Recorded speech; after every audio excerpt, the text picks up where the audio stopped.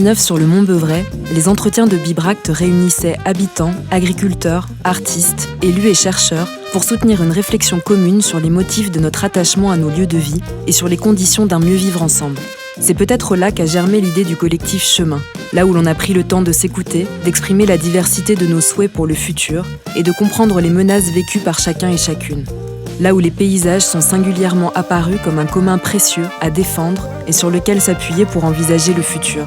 Là où l'envie de balade collective et attentionnée sur les chemins du Morvan s'est renforcée et est apparue comme un outil puissant pour faire monde commun. Sous forme associative, Chemin vient compléter le partenariat entre l'EPCC Bibracte et le Parc naturel régional du Morvan. Sa vocation, élargir la dimension participative du projet expérimental de territoire mené autour du Mont Beuvray dans le cadre de la démarche Grand Site de France, en insufflant notamment une dimension artistique au programme. À l'heure où s'accélère le changement climatique, Chemin convoque sensiblement des solidarités nécessaires entre humains, entre habitants d'ici, entre gens d'ici et d'ailleurs, entre métiers et disciplines, et défend que notre survie ici dépend de l'attention que nous portons à l'ensemble des êtres et des composantes de notre lieu de vie.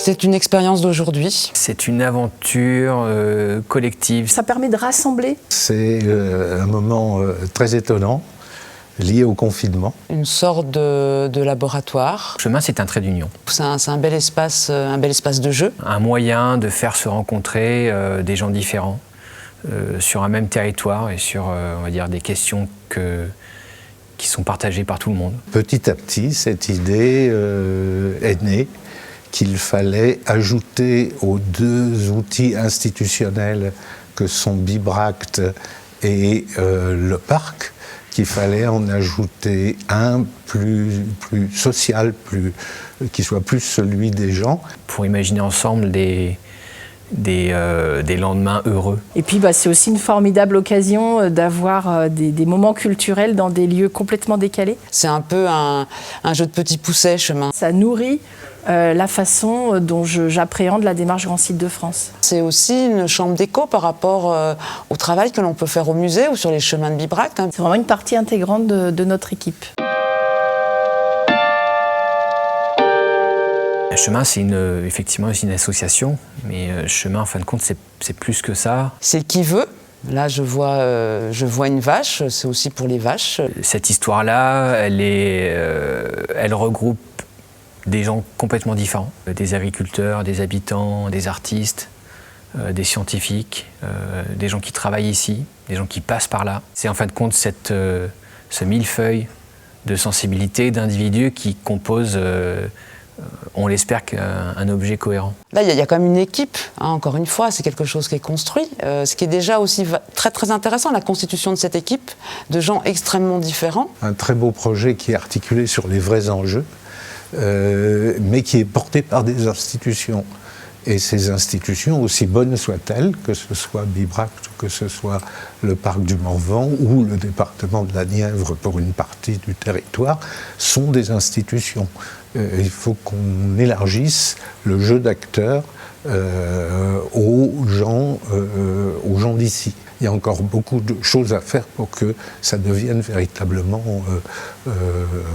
leur chose. On va connaître chacun un domaine de notre territoire, de nos chemins, mais c'est aussi effectivement rencontrer des agriculteurs autrement. Parler de leur envie de découvrir d'autres modes d'expression ou d'organiser un concert à la ferme. Le chemin, c'est faire se rencontrer le comité des fêtes avec des scientifiques qui vont parler de l'agriculture ou de la biodiversité, avec des artistes qui vont regarder ça avec leurs yeux, avec leur sensibilité, avec leur poésie. Tout d'un coup, les élus, les marcheurs de la commune. Le public qui vient là par curiosité, et puis parce que ça les intéresse et parce qu'ils se sentent concernés, et puis qu'ils sont attachés à un territoire.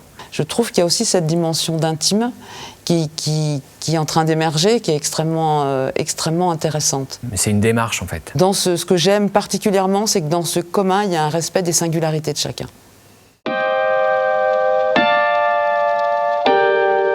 c'est quand il pleut, c'est quand il neige, c'est quand il fait beau, c'est quand on se pose les bonnes questions. C'est maintenant. On est à un virage actuellement. La première réunion, on se dit pourquoi pas, où là tout devient possible. Ça dure longtemps avant, mais pendant, ça dure 2 heures, le temps d'une balade en fait. Il y a beaucoup effectivement de temps de préparation et moi j'ai tendance à dire c'est ce que je préfère. C'est hier, parce qu'il y a tout un travail aussi qui a été fait en amont. Pour arriver en fait au paroxysme des 2 ou 3 heures de balade. C'est par petites touches, petites mailles. Faut pas croire qu'à Bibracte on fait l'histoire des Gaulois. En fait, on est en train de raconter l'histoire d'un territoire qui à un moment donné a été habité par des Gaulois et qui est maintenant habité par nous. On n'a pas franchi ce cap de la deuxième vie de l'association Chemin. Et puis c'est le futur, parce que ça va prendre des formes qu'on n'imagine certainement pas.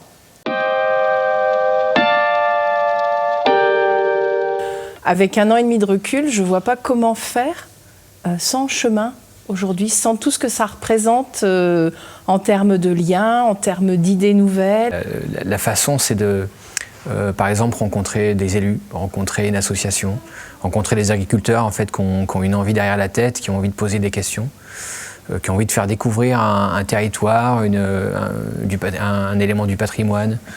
La voie du taco, parler d'agriculture, parler de géologie, parler de comment sont formés les sols, parler de l'eau sous l'angle du bien commun par exemple, parler du moulin d'à côté ou du lavoir d'ici, parler de comment font les agriculteurs, comment ils s'en sortent, comment ils s'organisent ensemble, individuellement.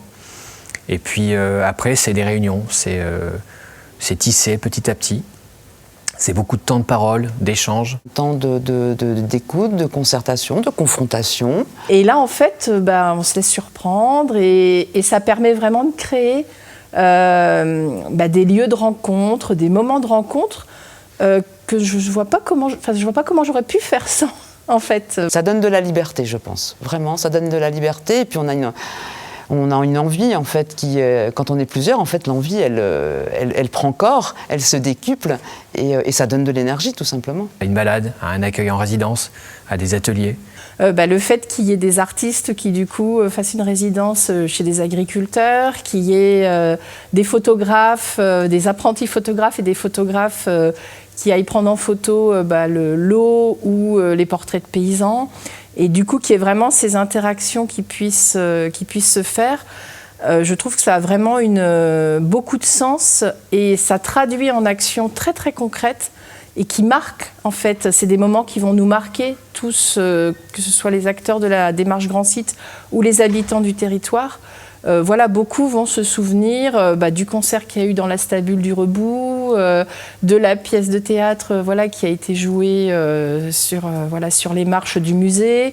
Et on a des souvenirs communs, on est en train de se tisser une histoire commune. Et je trouve que ça a vraiment énormément de sens au sein de la démarche Grand Site de France. En fait, c'est ça, c'est prendre le temps de monter, étape après étape, un endroit, un moment où on va se retrouver et où chacun va pouvoir se reconnaître. Parce que les questions sont importantes, parce que les enjeux sont importants, parce que le temps le veut. Pourquoi ? C'est le moment, je pense. Pourquoi ? Il y a urgence. On est dans un monde qui est quand même pas spécialement drôle.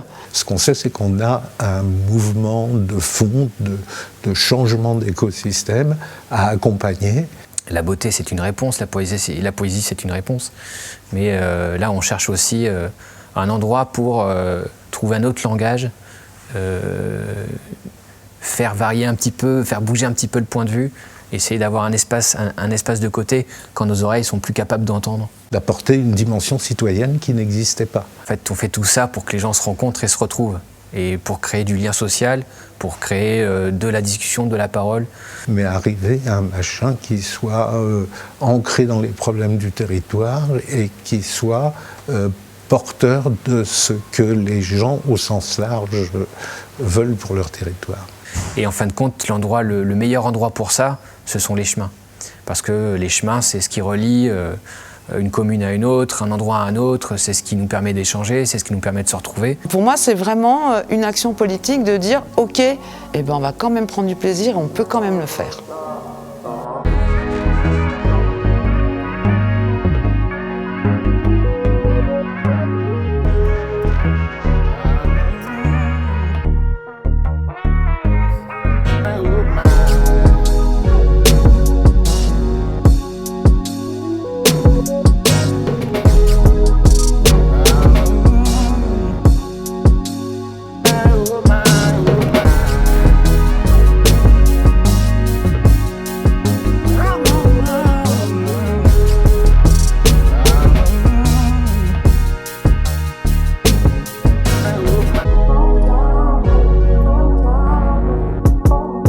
chemin, en somme, c'est tout à la fois un élan, un laboratoire et un espoir.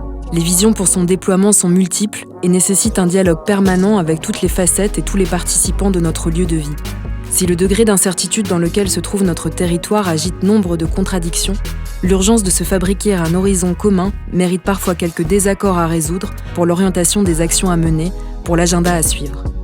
Peut-être que commencer par donner le goût de l'expérience collective sur les chemins permettra de se créer des références communes, de se réapproprier l'espace autrement.